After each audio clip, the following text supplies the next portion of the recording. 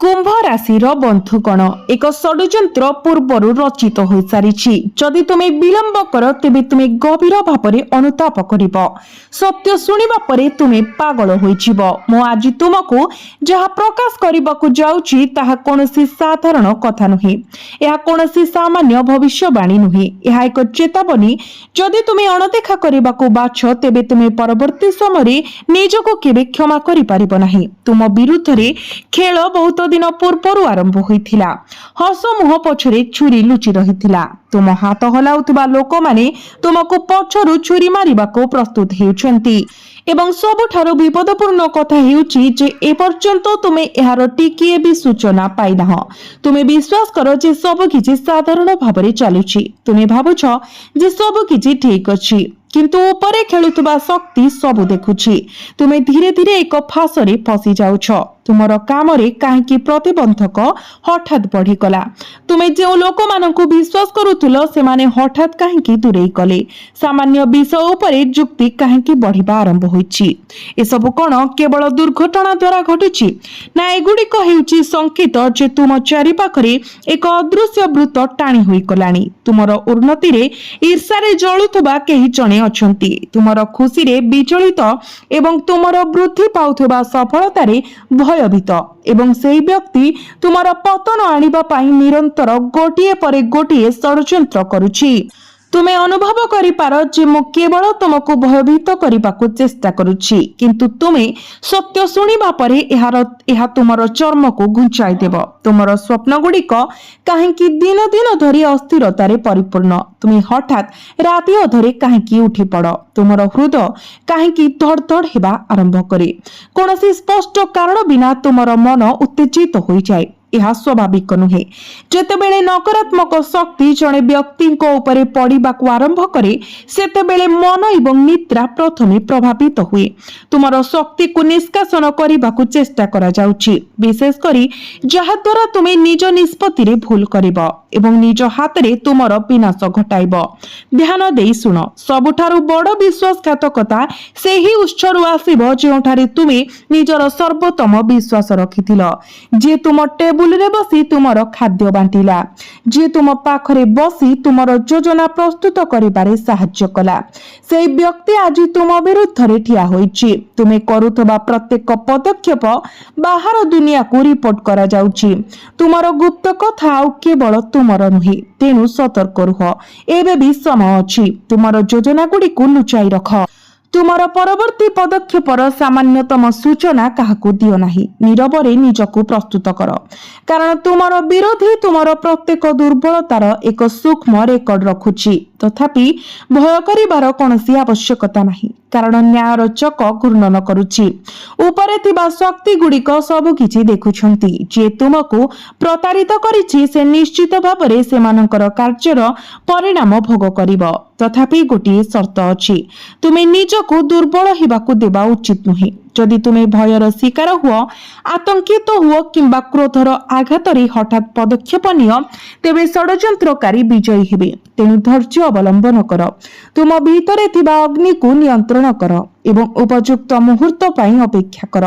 तुमको एक निर्दिष्ट रीति करिबाको पड़िबो। राति रे सोइबा पूर्वरु एक दीप जाळि दियो। से अग्नि पूर्वरु तुमर मनरे जे कोनोसी भय रहुछि ताहा स्वीकार कर एवं तापरे अटल दृढ़तार सहित संकल्प कर जे केही तुमर भाग्य को लुटी पारिबे नाही। 7 दिन पाई तुमर बाणी उपरे कठोर नियंत्रण रख। कहा सहित अनावश्यक जुक्ति कर नाही कारण एही समय आपणकर निज शब्द आपणक विरुद्ध रे व्यवहार होई पारे। यह व्यतीत सतर्क रहंतु जदि कोनोसी पुराना परिचित हठात आपणक जीवन रे पुनर्बार प्रवेश करने को चेष्टा करे अत्यधिक मधुरता सहित कथा हुए किंबा क्षमा प्रार्थना करे तेबे तुरंत सेमानक ऊपर भरोसा कर नाही। यह पुणी थरे सेही फास पिछा जाई पारे। प्रथमे परिस्थिति को जांच कर एवं तापरे आगको बढ़। तुमर प्रगति अटकी नाही यह केवल बाधा प्राप्त हेउछि। पार्थक्य बुझ जेतेबेले भाग्य निजे अटकी जाए समस्त पथ बंद देखा जाए किंतु जेतेबेले जणे मनीष बाधा सृष्टि करे पथ गुड़िक दृश्यमान रही थाए केवल शेष मुहूर्त भांगी पड़िबा पाई। आपण वर्तमान परवर्ती परिस्थितिर सम्मुखीन हेउछंती। तेणु आपणकर गति परिवर्तन करंतु नाही। केवल आपणकर पाद स्थिर करंतु। जदि आपण एई समय मध्यरे निजको एकत्रित करि परिबे तेबे भविष्यत आपणको एपरि उच्चतारे पहुंचाइबो जे आज आपणको विरुद्धरे षड्यंत्र करुथुबा लोकमाने काली आपणक सम्मुखरे मुंड नुआइबे। विपरीतरे जदि आपण अवहेला सहित कार्य करंती, भूल विश्वासरु जन्मित भूल करंती किंबा आपणकर क्रोधको आपणको प्रवेश करिबाकू दियंती तेबे आपण प्रकृतरे अनुताप करिबाकू बंचिबे। तेणु मोर कथा को हृदयंगम करंतु, नीरव रुहंतु, सतर्क रुहंतु एवं आभ्यंतरीण शक्ति विकसित करंतु। आपणको परीक्षा करा जाउछि। एही पर्याय आपणको भांगिबा पाई नुहे बरं आपणको किछि शक्तिशाली करिबारे साहाय्य करिबा पाई आसीछि एवं जे एई पर्याय देई सहाय करे केही सेमानंकु पराजित करि पारिबे नाही। आपणको विरुद्धरे रचित षड्यंत्र अधिक दिन पर्यंत रहिबो नाही, कारण सत्य विलंबरे विजयी होई पारे किंतु यह निश्चित भावरे विजयी हुए। केवल निज उपरे विश्वास रख एवं तुम सम्मुखरे देखा जाउथुबा संकेत गुड़िको अणदेखा कर। यह हेउछि शेष चेतावनी। जदि तुमे एहाको ध्यान दियो तेबे एही जिनिस गुड़िक आपणकर सपक्ष को चली आसीबो। जदि तुमे एहाको अणदेखा कर तेबे तुमर अनुताप गभीर हिबो। एवं एबे ध्यान देई सुन, खेल ए पर्यंत शेष होई नाही, प्रकृत मोड़ आसीबाको बाकी अछि। वर्तमान आपणक चारि पाखरे घुरी बुलुथबा अशांति हठात कमी जाई पारे एवं ताहा सबुठारु विपदपूर्ण मुहूर्त हिबो, कारण जेतेबेले जणे शत्रु खोलाखोली आक्रमण करि पारिबो नाही सेमाने नीरव होई अपेक्षा करंती। आपण अनुभव करि पारंती जे सब किछि समाधान होई जाउछि, परिस्थिति स्वाभाविक होई गलानी, तथापि आपणकर पछ पाखरे एक शेष चाल आकार नेबो। तेणु परिस्थिति सबुठारु शांत देखा जिबा समय तुमर सर्वोत्तम सतर्कता अवलंबन कर। आपणकर वृत्तिगत क्षेत्र रे एक बड़ परिवर्तन आसीबाकू जाउछि। हुएत एक प्रस्ताव, एक नूतन दायित्व किंबा एक सुजोग जहा प्रथम नजर रे अत्यंत लाभदायक मन हेबो, तथापि एथिरे एक गुप्त अवस्था रहिबो, एक निर्दिष्ट धारा जहा जदि सतर्कतार सह जांच किबा बुझाबणा बिना ग्रहण करा जाय तेबे परे आपणक पई एक फासरे परिणत होई पारे। फलस्वरूप प्रत्येक दलिल, प्रत्येक प्रतिश्रुति एवं प्रत्येक सहभागिता को सतर्कतार सहित जांच करंतु। एई समय शीघ्रता हेउछि आपणकर सबठारु बड़ प्रतिपक्ष। आपणक घर परिवेश मध्यरे मध्य अप्रत्याशित भावरे उत्तेजना सृष्टि होई पारे। एक सामान्य विषय सहजरे एक बड़ संघर्ष रे परिणत होई पारे। एइठारे आपणक विरुद्धरे षड्यंत्र करुथबा लोक माने आपणको भांगी पकाइबाको आशा करंती, कारण जेतेबेले जणे व्यक्ति घरोई विवाद द्वारा व्यथित हुंती सेमाने सेमानकर बाह्य युद्धरे पराजय पाए बहुत दुर्बल होई जांती। तेनु आपणक घर मध्यरे शांति बजाय रखिबा आपणक सबुठारु भयंकर ढाल भावरे काम करे। जदि केही आपणको उस्काइबाकू चेष्टा करंती तेबे केवल एक हस प्रदान करंतु एवं एहाकू छाड़ी दियंतु। जदि आपणको विरुद्धरे अभियोग लगा जाए तेबे तुरंत प्रतिक्रिया दिबारु निवृत्त रुहंतु, कारण आपणकर शत्रु वर्तमान एक फास बिसाइछि एवं एहा कोनोसी सामान्य फास नुहे, एहा सत नुहे, एहा एक फास जोंथिरे से चाहंती जे तुमे फसी जाओ एवं निजको स्वेच्छाकृत भाबरे फसाई दियो।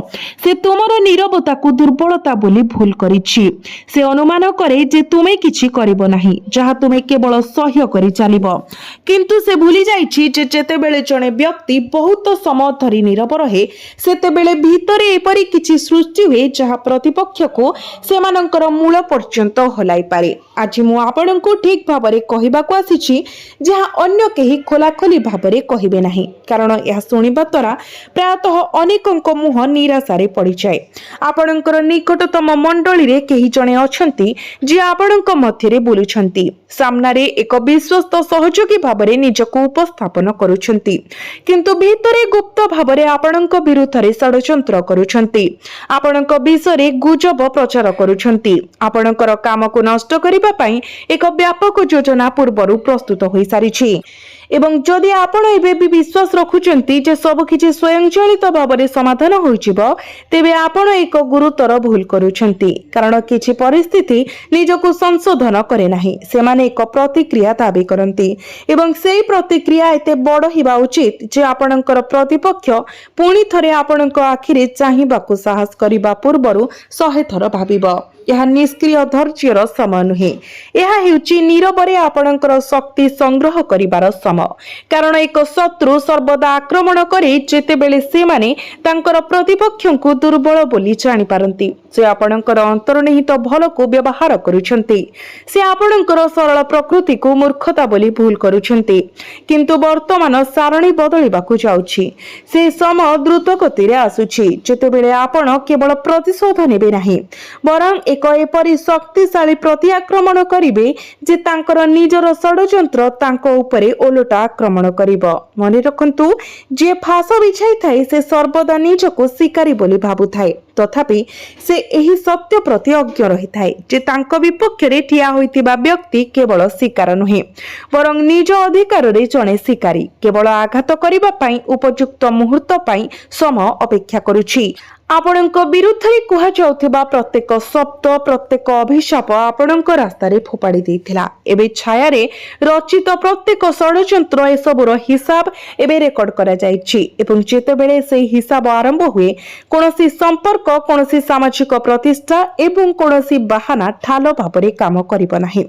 जदि आपण ए वीडियो को ए पर्यंत देखिछंती तेबे बुझंतु जे एहा केवल संजोग नुहे, एहा एक संकेत जे तुमे आउ नीरव रहिबा उचित नुहे। तुमको एबे तुमर अस्तित्वर गभीरतार उठिबाकू पड़िबो। तुमको निजको दुर्बल भावरे देखिबा बंद करिबाकू पड़िबो। तुमर रास्ता रे ठिया होइतिबा प्रत्येक प्रतिबंधक को सामना करिबा एवं भांगी देबार समय आसीछि। या समस्तंकु दुर्बल करुथबा सत्य व्यतीत यह विचार कर जे माने तुमर पतन चाहंती से माने जानि नाहंती जे से माने केउ प्रकारर निया सहित खेलुछंती।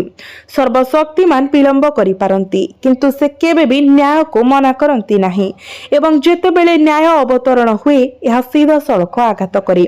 यार रास्ता रे किछि अस्पृश्य छाड़ी तुमर केवल गोटिए काम अछि, तुमर मन को स्पष्ट रख, तुमर उद्देश्य को दृढ़ रख एवं केबे भी तुमर परवर्ती पदक्षेप काहाकू प्रकाश कर नाही। कारण प्रकृत शक्ति कोनोसी शब्द करे नाही, यह नीरवरे कार्य करे एवं जेतेबेले यह आघात करे यह प्रतिपक्ष को पुनरुद्धार करिबार कोनोसी सुजोग दिए नाही। जदि तुमे एही नकारात्मक लोक मानकू एही लुक्कायित शत्रु माने तुमर निजस्व पद मध्यरे थिबा एही विश्वासघातक मानकू निजस्व इच्छा रे तुमर जीवन रु अदृश्य हेबाकू आरंभ करिबाकू चाहुछ, तेबे एही चेतावनी को हालुका भाबरे नियो नाही। एही वीडियो को शेष पर्यंत देखंतु एवं जदि आपणकर हृदयर गभीरतारे आपण एक प्रतिध्वनि अनुभव करंती जे एही शब्द गुड़िक आपणकर निजस्व वास्तवता को प्रतिफलित करे, तेबे एही वीडियोटी को लाइक करंतु एवं मने रखंतु जने व्यक्ति जागृत हेबा परे शत्रुर समस्त योजना निरर्थक हो जाए। खेल आउ समान भाबरे मेल खाए नाही। जुआर आपणक सपक्षरे पालटी जाइछि। जे आपणक पई गात खोलुथिला से व्यक्ति ही एथिरे प्रथमे पड़िबो। केवल धैर्य रख, निजर उपरे विश्वास रख एवं जेतेबेले से माने भविष्यत रे कोन हेबो ताहा देखिबे से माने स्वीकार करिबाकू बाध्य हेबे। मु इच्छा करूछि मु केबे एही व्यक्तिर शत्रु होई नथांती एवं एबे अत्यंत ध्यानर सहित गोटिए कथा सुन, कारण यह एक सत्य जाकू समस्ते ग्रहण करि पारिबे नाही। आपणकर शत्रु केवल जणे बाहर लोक नुहे, सबुठारु विपदजनक शत्रु हेउची सेही जे आपणक मुहरे हसी थाए, आपणकर मंगल पचारि थाए एवं आपणक सहित चा पीबाकू बसी थाए। तथापि सेमानकर हृदयर गभीर भितरे गुप्त भाबरे तुमर विनाशर योजना करे। से आपणकर प्रत्येक छोट दुर्बलता उपरे कड़ा नजर रखे। से जानिबाकू चाहे जे आपण केबे भांगी पड़िबे, आपण केबे तळे पड़िबे एवं केबे आपण शेषरे हार मानिबे। सेथिपाई से बारंबार एपरि परिस्थिति प्रस्तुत करे जहां आपणकू फसाइबा पई, आपणकू कष्ट देबा पई एवं आपणकू संदेह करिबा पई आरंभ करे। किंतु भूलंतु नाही जे आपणकू भांगिबाकू निरंतर चेष्टा करूची प्रकृतरे सेही व्यक्ति भीतरे गभीर भावरे भयभीत। कारण से जाने जे जदि आपण केवल थरे ठिया होई जानती तेबे तांकू रक्षा करिबा पाई केही रहिबे नाही। ए पर्यंत जहा घटिछि ताहा केवल प्रस्तुति थिला, एहा आपणकर धैर्यर परीक्षा थिला, आपणक भीतरर संकल्पर शक्ति मापिबार समय एवं वर्तमान सेही मुहूर्तटी द्रुत गति रे आसुछि जेतेबेले आपण आउ केवल सह्य करिबे नाही, ବରଂ ଆପଣ ଏକ ନୀରବ ପ୍ରତିକ୍ରିୟା ପ୍ରଦାନ କରିବେ, ଯାହାଦ୍ୱାରା ଆପଣଙ୍କର ପ୍ରତିପକ୍ଷର ନିଦ ହଜିଯିବ। ଆପଣ ହୁଏତ ଲକ୍ଷ୍ୟ କରିଥିବେ କୌଣସି ସ୍ପଷ୍ଟ କାରଣ ବିନା ଆପଣଙ୍କର ଯୋଜନା ଗୁଡ଼ିକ ପ୍ରାୟତଃ ଭୁଲ ହୋଇଯାଏ। ଶେଷ ମୁହୂର୍ତ୍ତରେ ଜିନିଷ ଗୁଡ଼ିକ ଏକ ଅପ୍ରତ୍ୟାଶିତ ମୋଡ଼ ନେଇଥାଏ। ଆପଣ ଯେଉଁମାନଙ୍କୁ ବିଶ୍ୱାସ କରିଥିଲେ ସେମାନେ ହଠାତ୍ ସେମାନଙ୍କର ରଙ୍ଗ ପରିବର୍ତ୍ତନ କରନ୍ତି। ଏହା କୌଣସି ଘଟଣା ଦ୍ୱାରା ଘଟେ ନାହିଁ, ଏହା ଏକ ହିସାବମୂଳକ ଚାଲ। ତଥାପି ପ୍ରତ୍ୟେକ ରଣନୀତିର ସୀମା ଥାଏ ଏବଂ ଥରେ ସେହି ସୀମା ଅତିକ୍ରମ କଲେ ଟେବୁଲ ଗୁଡ଼ିକ ସମ୍ପୂର୍ଣ୍ଣ ଭାବରେ ଓଲଟିଯାଏ। ଯଦି ଆପଣ ଭାବୁଛନ୍ତି ଯେ ଯଥେଷ୍ଟ ହୋଇଗଲା, ଆପଣ ଆଉ ସହ୍ୟ କରିପାରିବେ ନାହିଁ, ତେବେ ବୁଝନ୍ତୁ ଯେ ଏହା ଠିକ୍ ସେହି ଗୁରୁତ୍ୱପୂର୍ଣ୍ଣ ମୁହୂର୍ତ୍ତ ଯେଉଁଠାରେ ଆପଣଙ୍କର କାହାଣୀ ପରିବର୍ତ୍ତନ ହେବା ଆରମ୍ଭ କରେ। ଏବେ ବୁଝିଯାଆନ୍ତୁ ଯେ ଆପଣଙ୍କର ଆତ୍ମା ଜାଗ୍ରତ ହେଉଛି ଏବଂ ଆତ୍ମାର ଜାଗ୍ରତ ହେବା ହେଉଛି ସୁରକ୍ଷାର ସର୍ବୋତ୍ତମ ରୂପ। ତଥାପି ଯଦି କେହି ଏହାକୁ ଏକ ମଜା ଭାବରେ ଖାରଜ କରିବାକୁ ବାଛନ୍ତି, ତେବେ ସେମାନଙ୍କ ପାଇଁ ବାର୍ତ୍ତା ସ୍ପଷ୍ଟ। ପ୍ରକୃତ ଖେଳ ଏବେ ଆରମ୍ଭ ହୋଇଛି। ଏହି ମୁହୂର୍ତ୍ତର ପ୍ରତ୍ୟେକ ପଦକ୍ଷେପ ଏକ ପରୀକ୍ଷା ହେବ, ପ୍ରତ୍ୟେକ ଶବ୍ଦର ହିସାବ ନିଆଯିବ ଏବଂ ପ୍ରତ୍ୟେକ ଉଦ୍ଦେଶ୍ୟ ଏହାର ଫଳ ଦେବ। ତେଣୁ ଏବେ ବିରାମ ନିଅନ୍ତୁ, ପ୍ରତିଫଳନ କରନ୍ତୁ, ନିଜକୁ କଠିନ ପ୍ରଶ୍ନ ପଚାରନ୍ତୁ ଏବଂ ଯଦି ଆପଣ ପ୍ରକୃତରେ ଦିବ୍ୟ ନ୍ୟାୟ ଆପଣଙ୍କ ପକ୍ଷରେ ଠିଆ ହେବାକୁ ଚାହାନ୍ତି, ତେବେ ଏହି ଚେତାବନୀକୁ ହାଲୁକା ଭାବରେ ନିଅନ୍ତୁ ନାହିଁ। ଆପଣ ସତ୍ୟର ପକ୍ଷରେ ଠିଆ ହୁଅନ୍ତି ଏବଂ ଯେତେବେଳେ ଜଣେ ମଣିଷ ସତ୍ୟ ସହିତ ଠିଆ ହୁଏ, ଉପରୋକ୍ତ ଶକ୍ତି ସେମାନଙ୍କର ଢାଲ ହୋଇଯାଏ। ଆଗକୁ ଆସୁଥିବା ସମୟ ଅନେକଙ୍କର ପ୍ରକୃତ ସ୍ୱଭାବକୁ ପ୍ରକାଶ କରିବ। ସେମାନଙ୍କ ମୁହଁରୁ ମୁଖା ଖସିଯିବ, ସମ୍ପର୍କର ବାସ୍ତବତା ଖୋଲା ହୋଇଯିବ ଏବଂ ଯେଉଁମାନେ ଏପର୍ଯ୍ୟନ୍ତ ପରିଣାମରୁ ରକ୍ଷା ପାରିଛନ୍ତି ସେମାନେ ମଧ୍ୟ ଜାଣିବେ ଯେ ସେମାନେ ଆଉ ଖସି ପାରିବେ ନାହିଁ। ଯେତେବେଳେ ଜଣେ ମଣିଷ ସତ୍ୟକୁ ଗ୍ରହଣ କରେ, ଉଚ୍ଚ ଶକ୍ତି ସେମାନଙ୍କୁ କେବେ ପରିତ୍ୟାଗ କରେ ନାହିଁ। ବର୍ତ୍ତମାନ ଧ୍ୟାନର ସହିତ ଶୁଣନ୍ତୁ, କାରଣ ଦିବ୍ୟ ନ୍ୟାୟର ପ୍ରକ୍ରିୟା ଆରମ୍ଭ ହୋଇଛି। ଯେଉଁମାନେ ଏହି ପଥରେ ଛିଡ଼ା ହୁଅନ୍ତି ସେମାନେ ଜାଣିପାରିବେ ନାହିଁ ଯେ ସେମାନଙ୍କର ନିଜର ପତନ କିପରି ଘଟିଲା। ଗଭୀର ଧ୍ୟାନର ସହିତ ଶୁଣିବା ଜାରି ରଖନ୍ତୁ, କାରଣ ବର୍ତ୍ତମାନ ଯାହା କୁହାଯାଉଛି ତାହା କେବଳ ଏକ ଚେତାବନୀ ନୁହେଁ, ବରଂ ଘଟଣାଗୁଡ଼ିକର ସ୍ପଷ୍ଟ ସୂଚକ।